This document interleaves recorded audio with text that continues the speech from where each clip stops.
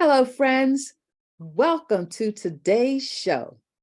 I'm Dr. Helen, founder, CEO, that would be Chief Engagement Officer of Dr. Helen Holton and Associates, and your host for Dr. Helen Speaks, Strengths, Resilience, and Leadership.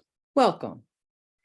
If you're here, we believe it's because you want to add to your knowledge and power as a leader, to increase your intellect, what you know, and invest in your leadership. These are actions to move you closer to your next level. What I've learned along this leadership journey is that the most effective leaders are lifelong learners. You make the difference in how the world receives you, perceives you, and responds to you. Your investment in you as a leader touches all the people you encounter. There are other places you could choose to spend time. We appreciate you spending time with us today. You add value. Your conversations, comments, and suggestions matter. We take them to heart.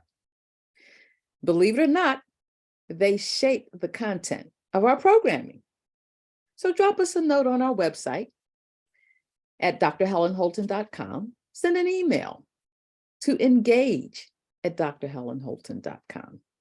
Connect with me on LinkedIn as Dr. Helen Holton and Instagram as Dr. Helen Speaks. We love hearing from you. Here's a shout out to the team of Dr. Helen Holton. We're here to serve you. Now, it may be my face that you see each week. However, it's the team beside me that makes this show possible. This week and every week, we do what we do to bring you insightful, intriguing, and introspective information to level up your leadership. Yeah, that's a big deal, especially these days. Our focus is on how we deliver lifelong learning and growth to you. Make Dr. Helen Speaks a part of your leadership development, a part of your life. You won't regret it. Trust you me, we go far and wide within the realm of strengths, resilience, and leadership. And if there's no more than one piece of nugget you pick out that you get and it's like, oh, that major aha moment, we want you to get it. Hang on to it. Capture it. One thing we know for certain is that when you learn new and different ways to leverage your strengths, which really are no more, your strengths are the best of who you are by nature and nurture. Navigate weaknesses. We all have them, every last one of us. And I love how Gallup defines a weakness. Anything that gets in the way of your success. Need I say more? Short and simple. Oh, I just love it. The secret sauce, though, that keeps you and your successes in the plus column is when you build your resilience. Resilience is really as simple as a powerful practice that helps you persevere and push through the disruptions, distractions, and detours that work to derail your plans and life goals. Building your resilience keeps you moving ahead to what you really want for your life. Let me ask you, what's standing in the way of you having more success? The struggle is real, and you don't have to go through it alone. Keep coming back to Dr. Helen Speaks for your weekly dose of strengths, resilience, and leadership. What does success look like when you are able to really take these and hone them and make them for real for you and what you're doing? How do you measure it? Here are 3 ways that are pretty clear. You, however, must set the measurements on how best to assess your success. 3 ways you might consider as an improvement in performance for you, your team, or your organization. Definitely an increase in your productivity. Easy enough to capture. Well, maybe not always as easy. However, if you're building widgets, if you're providing a service, a little more challenging, however, not impossible. Opportunities for you to look at how do you challenge yourself and your team to go further. And lastly, growth in your prosperity potential. Yes, that would be your profit, your bottom line. However, prosperity is so much more. Don't be limiting, which we'll get to in a bit when we talk about today's topic. But these three measures are one way that you might monitor your progress. They can help you decide what you may need to adjust, alter, or add to keep you moving forward toward your goals and the success you're after. Let's be clear. Please, if you're going to tell me, oh, I'm just doing it because I have nothing else to do, wrong answer. You're not going to catch me on that one. But Dr. Helen Speaks is a resource that adds value to your life, leadership, and legacy, that which we will all leave behind. We are your life. There's a saying about the year you were born, the year you die, and a whole life is wrapped up in a dash. But in that dash is the imprint of who you are and what you contribute to this world. The question is this: what kind of legacy will you leave? Because it's happening right now.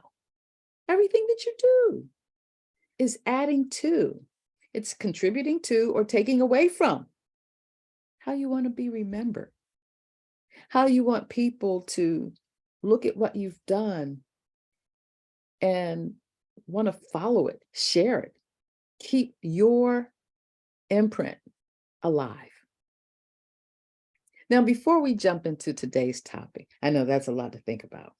Before we jump into today's topic, I want you to grab something handy to jot down notes, ideas, aha messages that click for you. Capture it so you can easily come back to it later, ask questions about it, reflect on it, expand it, build it out for your life. Do you have the opportunity to do what you do best every day? I'm going to keep asking you that question because it's a powerful question. And every week I ask because this is something you should think about every day. It's way too easy to get stuck in a rut and not know that's where you're hanging out. You're stuck. And when you come to our show, we want you to give yourself permission to allow your mind to let go and be present in this moment, to think deeper, be more intentional, and do something. Nothing matters if you aren't willing to take action. Do something with whatever you take away. And hopefully, we encourage you to engage with yourself more than you normally do, with a focus on what you really want for your life. We repeat it because repetition is a proven process for learning retention. Trust you me. Yes. When you think about some things that really stick for you and have meaning and purpose for your life, oftentimes it's the repetitive nature of feeding yourself good things. Now, it'll work also if you feed yourself not so good things, but we don't want to focus on that. Those are the type of blind spots we want to clear ourselves from. So investing in yourself with regularity through new learning empowers you to be a better person first and foremost, and then a better leader, and to increase your greatness, your only that you can bring to the world, your ability to focus on what you do best. It also builds that repository of resilience, that never-ending fountain. Well, I will tell you, the fountain will end if you aren't feeding it, if you aren't building it, if you aren't taking your life experiences and weaving them into how you're going to handle the shifts, changes, nuances of what you do. So our topic today that we're looking at Our blind spots, burnout, and breakthroughs. And I want to tell you, blind spots, what are they? So I turned to my good friends, Merriam and Webster, and what they said, the definition I liked the best was where they said an area in which one fails to exercise judgment or discrimination.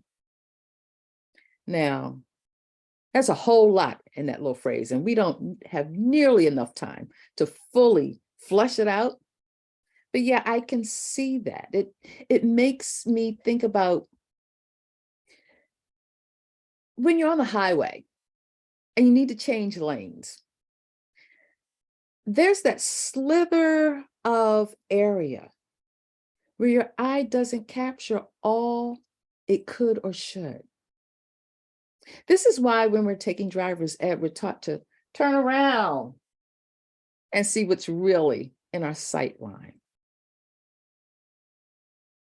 Make sense? Yeah. That's a blind spot. And we all have them. Genetically, we have them. The way our bodies are made up. Yeah, there's a big definition about the iris and the blind spot and where it lives behind your eyeball. And I said, okay, this is like way too much science. So I decided to go with one that was more plausible. Not that that one isn't, but one that was more plausible to help you understand how easy it is. Now, in terms of your strengths, what's a blind spot?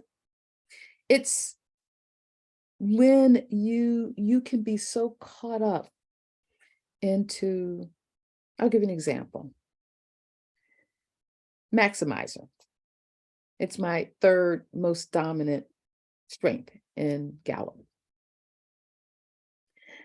Maximizers thrive on excellence, not just getting a thing done, but really getting it done. So much so that you can overdo it. You can become really anal with it. You can lose precious and valuable time because you want every I to be dotted just so and every T crossed. A blind spot when you just go overboard with it. Now, do people tell you when you're in that space? Mostly no. How many of us like to be the bearer of unpleasant news? However, sometimes it's worth it. Now, as a leader, there are times you've got to step into that space. If you recognize it, and if it's getting in the way of your team being the best that you can be as a team. It's the price of leadership, the tough decisions that must be made. Yeah, burnout. This really hit me a week or so ago, a couple weeks ago now. I was in a professional development webinar with some Gallup coaches discussing burnout and what's on the horizon, where we've come from, where we're going, and what it looks like. And many of us want to believe, and I'm talking about myself, yes, many of us want to believe that when we're learning about how things have changed, be it in our neighborhood, our nation, and the world, we somehow tend not to consider the impact it's having on us directly. You and me. Yeah. It can really get you caught up in a spiral, and not a good one. Are you experiencing any burnout lately? I'll confess, I am. It really seems, burnout sometimes has a way of sneaking up on you. And when it hits you, you're like, whoa, you just want to shut everything down and say, stop, let me get off the roller coaster of life for a minute, off the merry-go-round, whatever.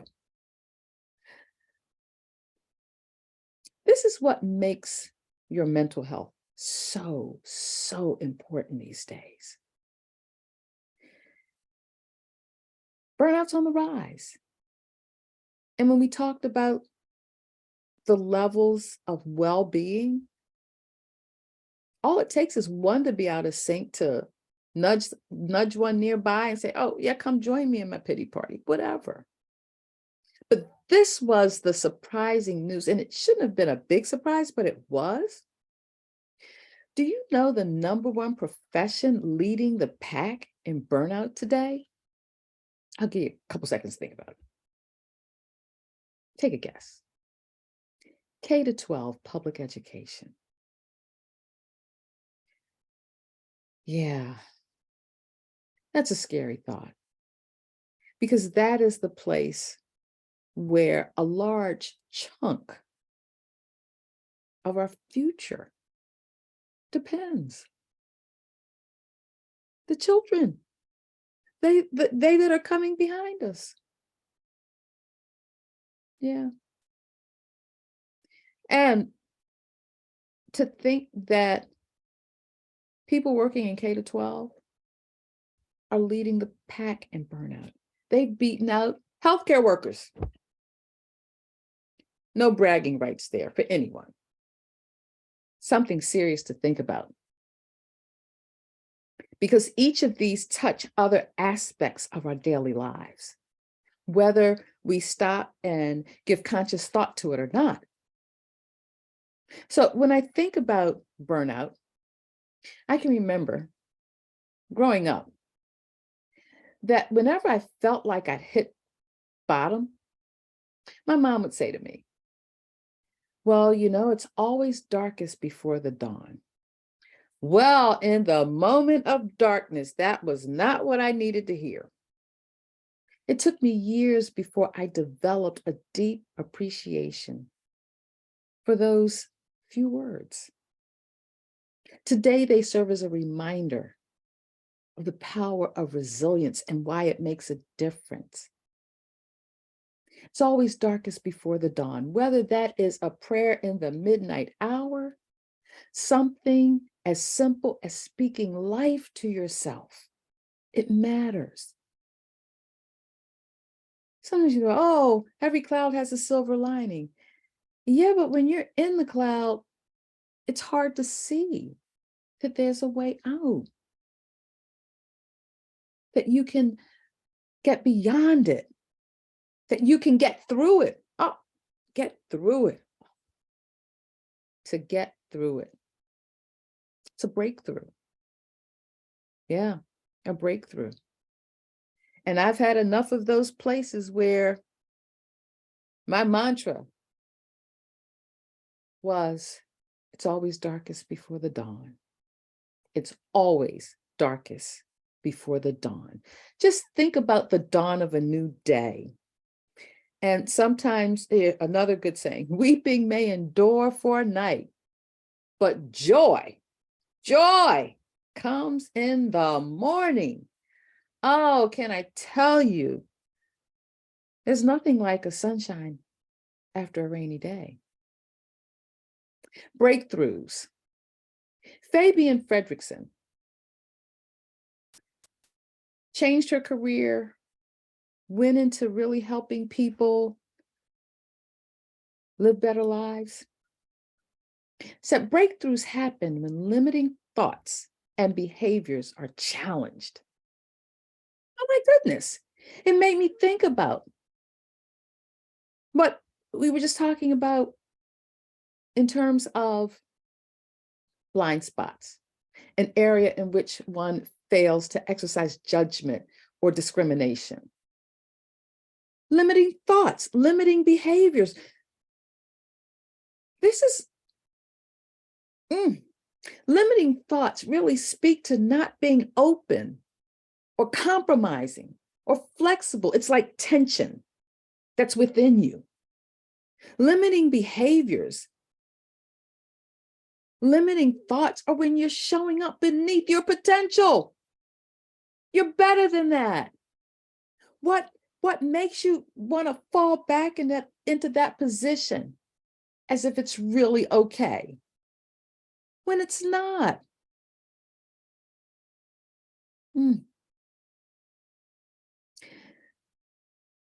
Breakthroughs are really important. It often seems that when you look back from the other side of burnout or blind spots, really burnout, You get really deep when you're in that place. It can sometimes be a very unhealthy downward spiral, which brings you back to resilience. Are you building it? Are you making a way for it? These are opportunities when you recognize blind spots out of control or burnout that you don't even know you're in it till something happens that, oh, sets the light bulb off.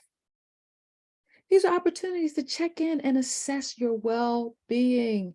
Can I say it enough? Oh, self-care and well-being, that state of being happy, healthy, and prosperous in mind, body, and spirit. That's a breakthrough when you put self-care on the calendar. Yeah.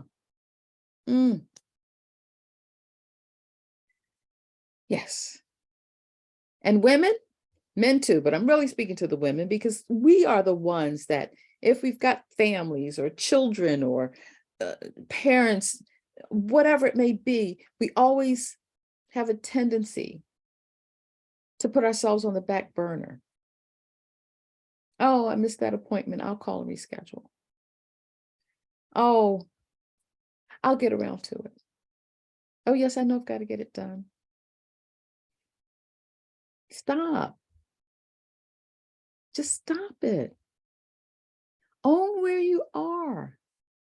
Reach out to someone. This burnout is in many respects like the current crisis on the horizon that's attacking your ability to focus on well-being.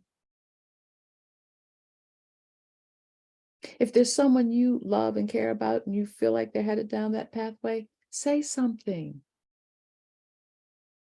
What's the saying? If you see something, say something. It's just that simple. You know the people you love in your life and care about. And when you sense something different, what harm is there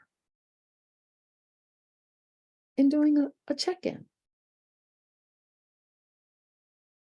Consider it as how you'd want someone to care about you. That's that self-love, the loving others. It all blends together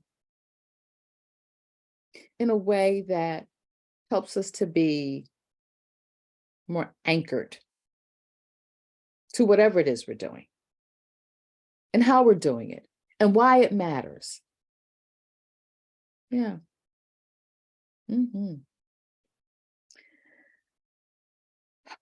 Well-being takes this whole conversation to a whole nother level. It looks at not just the one lane you may be in, but the side lanes that are connected to the lane you're in right now. Yeah, I had this thought over keeping all the balls in the air, but I don't want to use that image because just to say it out loud, it's like, no, that's what's going to get you to that place of not well-being. But doing a regular check-in with yourself, with a friend, family member, even a colleague can make all the difference in the world. Now, those 6 elements, and I'm just going to call them out again because it's worth calling out again. And I'm going to start with the one that I think is most important, and that is your spiritual well-being. Your heart, to guard your heart, your spiritual well-being. Yes, you want to guard your physical heart, but that metaphorical aspect of who you are, your spiritual well-being. Have a community of people that can see you beyond the physical being of you. You know, there's something about spiritual well-being that you can oftentimes sense the presence of the divine when you gather with others. Yeah. And then there's community well-being, the neighborhood you live in, the condo, the co-op, the apartment, the farm, wherever it may be. There's still a sense of community. How do you feel about it? How does it make you feel? Yeah. And of course, there's physical well-being.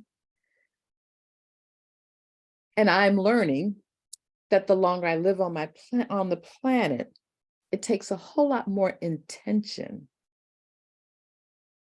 to take care of physical well-being. Then there's financial well-being, which is causing people to have burnout and stress these days as we look at what's happening to our financial markets globally. Inflation. I mean, it can be overwhelming. Social well-being. What are the meaningful relationships you have in your life that bring you joy, that help you feel that lightness of being, where you can laugh or cry? It's in a safe place and space that you can do that. And then career well-being. Now, leaders, do you like what you do every day? Or is it where you're showing up or tuning in for a paycheck?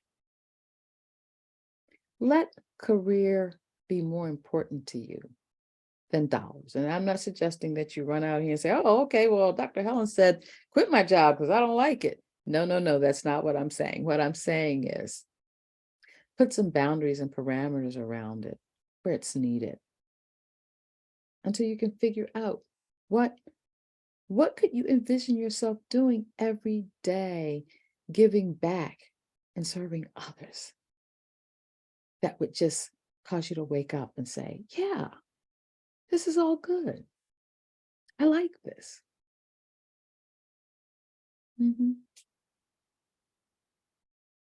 Now,